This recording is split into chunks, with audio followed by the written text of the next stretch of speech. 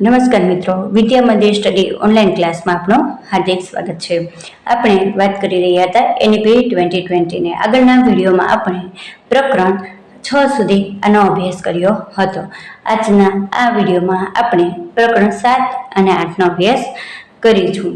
તો થઈ જાઓ મિત્રો તૈયાર. પ્રકરણ 7 જેનું નામ છે શાળા સંકુલ સમૂહ દ્વારા કાર્યક્ષમ સંસાધનો અને અસરકારક શાસન. હવે તેમાં શું વાત કરી તે જોઈએ. તો કે રાજ્ય કેન્દ્ર શાસિત પ્રદેશ સરકારો દ્વારા 5 થી 10 કિમી વિસ્તારમાં 2025 સુધીમાં, એટલે કે રાજ્ય સરકાર અને કેન્દ્ર શાસિત પ્રદેશની સરકાર જ્યાં છે ત્યાં, એટલે કે બંને કેન્દ્ર અને રાજ્ય બંને દ્વારા એક એવી પ્રયત્નો કરવામાં આવશે. કેવા? તો કે 2025 સુધીમાં 5 થી 10 કિલોમીટર વિસ્તારમાં શું હોય છે? તો કે એક માધ્યમિક શાળા હોવી જ જોઈએ. એમ તો કે માધ્યમિક શાળા કયા ધોરણ સુધી? તો કે 10 ધોરણ સુધી.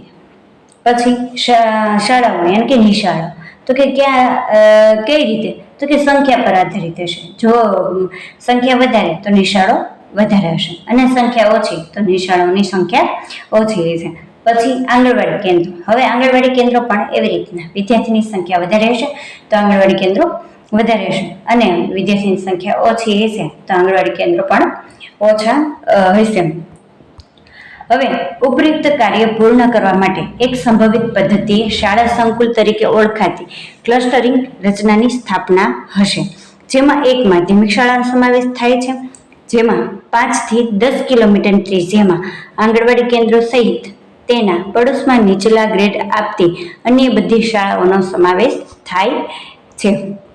હવે આ સૂચન સૌપ્રથમ શિક્ષણ પંચ 1964-66 દ્વારા કરવામાં આવ્યું હતું. એને કે કેવું પંચ હતું? કોઠારી આયોગે પણ આવી સૂચના આપી હતી કે આટલા 1 થી 5 થી 10 કિલોમીટરના વિસ્તારમાં એક માધ્યમિક શાળા હોવી જોઈએ, નાની શાળાઓ અને આંગણવાડી હોવી જોઈએ, પરંતુ તેનો અમલ કરવામાં આવ્યો ન હતો. આ નીતિ શક્ય હોય ત્યાં શાળા સંકુલના ક્લસ્ટર કરવાના વિચારને મજબૂત સમર્થન આપે છે. શાળા સંયુક્ત ક્લસ્ટરોને ક્લસ્ટર કરવાનો ઉદ્દેશ્ય વધુ સંસાધન, કાર્યક્ષમતા અને ક્લસ્ટરમાં શાળાઓનું વધુ અસરકારક કાર્ય સંકલન અને નેતૃત્વ, શાસન અને સંચાલન હશે. હવે આ જ્યારે સૌથી મોસ્ટ આઈએમપી પ્રશ્ન હોય તો એ છે કે ભાઈ કયા આયોગે એવું કીધું હતું કે 5 થી 10 કિમી વિસ્તારની અંદર માધ્યમિક શાળા, નાની શાળાઓ અને આંગણવાડી કેન્દ્રો હોવા જોઈએ. તો આની અંદર એ વાત કરી હતી કોઠારી આયોગ હોય તેમને આ કીધું હતું. અને ક્યારે? તો કે 1964 અને 66ના સમયગાળા દરમિયાન એમને વાત કરી હતી. ત્યારબાદ આપણે વાત કરી પ્રકરણ 8 શાળા શિક્ષણ માટે માનક, સેટિંગ અને પ્રમાણપત્ર. તો એમાં વાત કરી શાળા શિક્ષણ નિયામક મંડળ જાહેર શિક્ષણ પ્રણાલીની સેવા જોગવાઈ અને શૈક્ષણિક શાસન માટે જવાબદાર રહેશે, એને કે સમાન શિક્ષણ માટે. કોણ? તો કે શાળા શિક્ષણ નિયામક મંડળ જાહેર શિક્ષણ પ્રણાલીની સેવા જોગવાઈ અને શૈક્ષણિક શાસન માટે જવાબદાર રહેશે. હવે રાજ્યો અને કેન્દ્ર શાસિત પ્રદેશો લઘુત્તમ વ્યવસાયિક અને ગુણવત્તા ધોરણો નક્કી કરવા માટે રાજ્ય શાળા ધોરણો સત્તામંડળો, એને કે SSSASની સ્થાપના કરશે. હવે આપણે એનું ફૂલ ફોર્મ છે તો કે SSSAનું ફૂલ ફોર્મ શું થાય? સ્ટેટ સ્કૂલ સ્ટાન્ડર્ડ્સ ઓથોરિટી, એને કે રાજ્ય શાળા માનક પ્રાધિકરણ, એવું એનો અર્થ થાય છે. હવે ત્યારબાદ જોઈએ આપણે તો કે SCERT તમામ હિસ્સેદારો સાથે વ્યાપક પરામર્શ પછી રાજ્ય ગુણવત્તા મૂલ્યાંકન અને માન્યતા ફ્રેમવર્ક, એટલે કે SQAAF વિકસાવશે. હવે તો સૌપ્રથમ આપણે એ ટોપિકની વાત કરીએ, SCERT. હવે SCERT શું છે? તો કે state council of educational research and training છે. હવે એનું ગુજરાતીમાં શું થાય? તો કે રાજ્ય શૈક્ષણિક સંશોધન અને તાલીમ પરિષદ છે. હવે એ હિસ્સેદારો સાથે શું કરશે? તો કે વ્યાપક પરામર્શ, એટલે કે ચર્ચા કરશે અને રાજ્ય ગુણવત્તા મૂલ્યાંકન અને માન્યતા ફ્રેમવર્ક વિકસાવશે. હવે ફ્રેમવર્ક એટલે કે SQAAF એને school quality assessment and accreditation framework એ વિકસાવશે. હવે રાજ્યમાં શાળા ધોરણ પ્રોફાઇલ વિકસાવવામાં આવશે, જેમાં બધી શાળાઓએ સ્થાપિત ધોરણોનું પાલન કરવું પડશે. એટલે કે બધી શાળાઓ, પછી માધ્યમિક હશે કે પછી ઉચ્ચ માધ્યમિક હશે કે પ્રાથમિક હશે, બધી જ શાળાઓને શું હશે, પ્રોફાઇલ વિકસાવવામાં આવશે અને એનો બધો ડેટા એમાં હશે. હવે શૈક્ષણિક આયોજન અને અભ્યાસક્રમ સહિત શૈક્ષણિક બાબતોનું નેતૃત્વ રાજ્ય શાળા શિક્ષણ સમિતિ દ્વારા કરવામાં આવશે.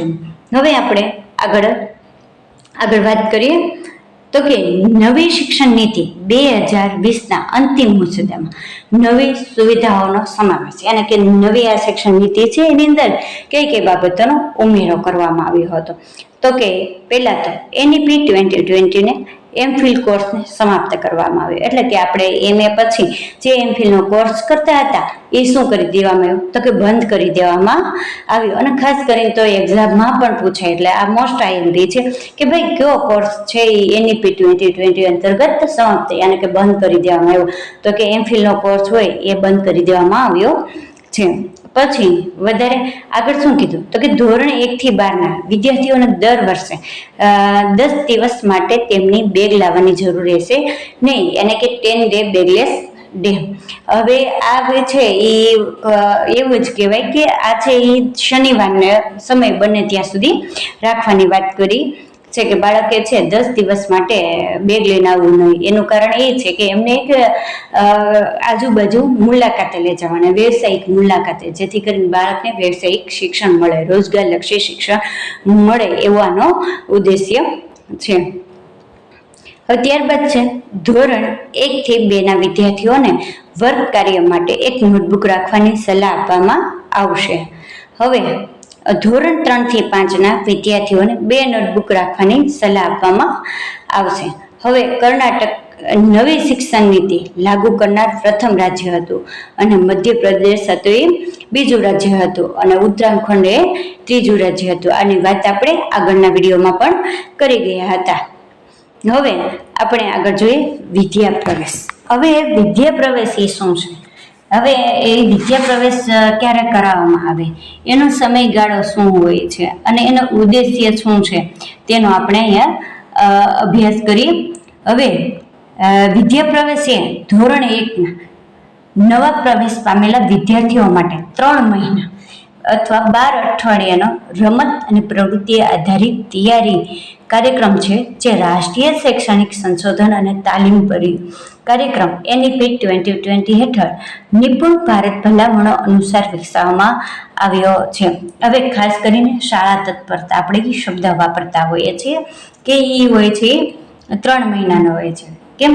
કારણ કે ધોરણ 1નું બાળક છે ઘરના વાતાવરણમાંથી શાળાના વાતાવરણમાં આવે તો એમને એ વાતાવરણ ગમે, એને અનુકૂળ થઈ જાય એ માટે આ કરવામાં આવે છે. નહીં કે બાળકોને અહીંયા સંખ્યા જ્ઞાન આપવામાં આવે.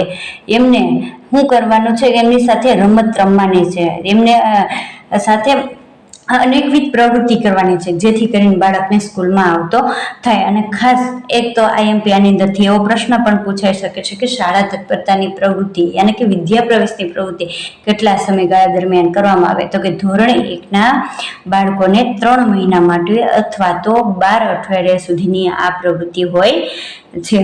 હવે એને જોઈએ કે એમાં શું હોય છે, તો કે શા માટે કરવામાં આવે, તો કે બાળકોનો એક તો સર્વાંગી વિકાસ થાય.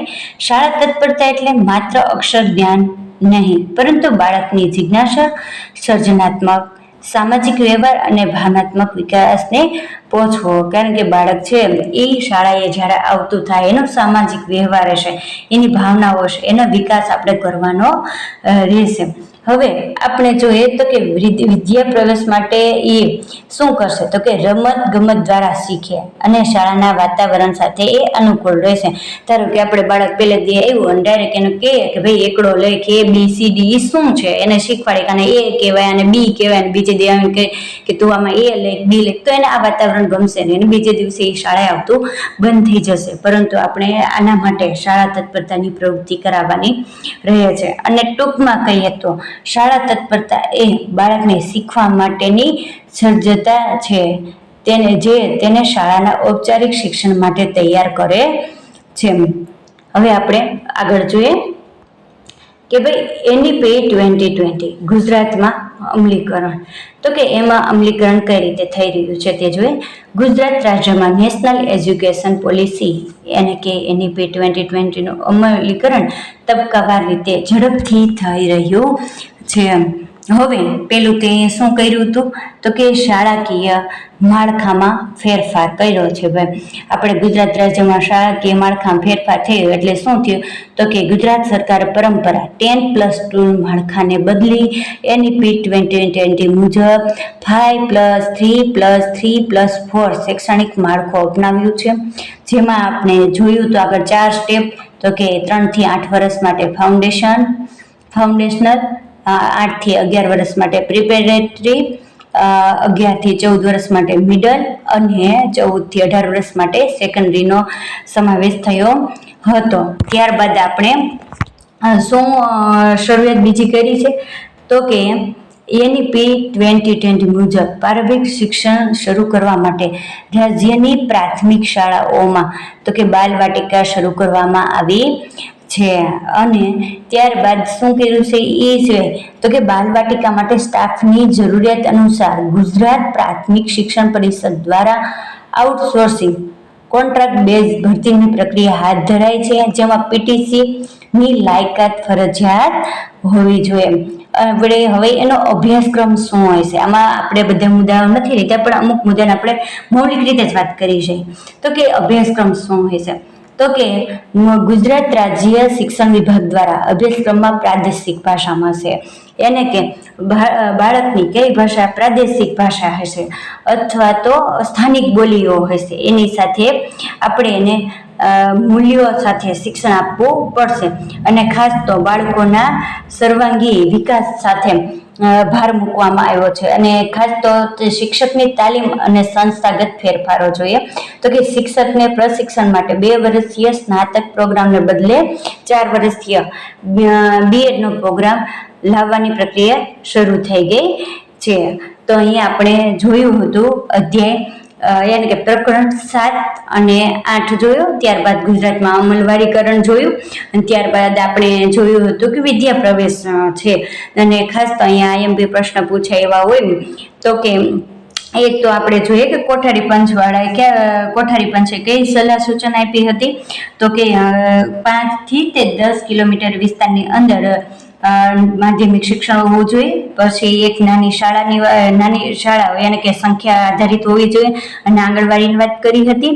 પછી આપણે પ્રકરણ 8ની વાત કરી હતી અને પ્રકરણ 8ની અંદર આપણે વિવિધ ફૂલ ફોર્મો પણ જોયા હતા સાથે સાથે. પછી ત્યારબાદ ગુજરાતમાં આપણે આનો અમલીકરણ કઈ રીતે થઈ રહ્યું છે તેની વાત કરી હતી. અને વિદ્યા પ્રવેશમાં અને ખાસ કરીને વિદ્યા પ્રવેશ માટે આપણે એનો સમયગાળો છે એ મોસ્ટ IMP છે કે ભાઈ કેટલા સમય માટે વિદ્યા પ્રવેશની પ્રવૃત્તિ કરાવાય તો કે ધોરણ 1ના બાળકો જ્યારે પહેલી વાર પ્રથમ 3 માસ પ્રવેશ માટે આવે તો કે શાળામાં એમને આવવું ગમે તે માટે એમને 3 મહિના અથવા 12 અઠવાડિયા સુધી આ પ્રવૃત્તિ કરાવવાની હોય છે. જો મિત્રો તમને અમારો વિડીયો ગમે તો લાઈક કરો, શેર કરો, સબસ્ક્રાઈબ કરો જેથી કરીને તમને આવા અવનવા વિડીયો જ અપ ટુ ડેટ મળતા રહે. પાછા આપણે નવા એક વિડીયો સાથે મળીશું.